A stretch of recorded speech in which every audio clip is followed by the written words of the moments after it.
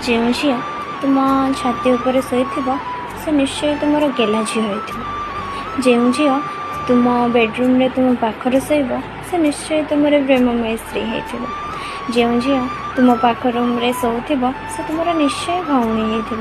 ଆଉ ଯେଉଁ ଝିଅ ତୁମେ ଖାଇଲା ପର୍ଯ୍ୟନ୍ତ ତୁମକୁ ଜଗିଥିବ ଆଉ କହୁଥିବ ବାବୁରେ ଆଉ ମୁଠି ଖାଇବେ ସେ ନିଶ୍ଚୟ ତୁମର ମମତାମୟୀ ମା ହୋଇଥିବ। ବୁଝି ହେଉନି ଜଣେ ଝିଅ ଭଉଣୀ ସ୍ତ୍ରୀ ଓ ମା ହେଲା ପରେ ବି କିଛି ଲୋକ ଝିଅଟିଏ ଦେଖିଲେ ବଢ଼ିଆ ମାଲଟିଏ ବୋଲି କେମିତି କହିପାରନ୍ତି ମନରେ ପ୍ରଶ୍ନଟିଏ ଉଠେ। ସେମାନଙ୍କ ଘରେ ମାଲ ବୋଲି ଆଉ ଗୋଟେ କ'ଣ ସମ୍ପର୍କ ଅଛି କି? କେମିତିକା ଦୁନିଆ ଯେ ଇଏ। ସେଥିପାଇଁ ଅନ୍ୟ ନାରୀମାନଙ୍କୁ କହିବା ପୂର୍ବରୁ ଥରେ ଭାବନ୍ତୁ ଯେ ତୁମ ଘରେ ବି ମା ଭଉଣୀ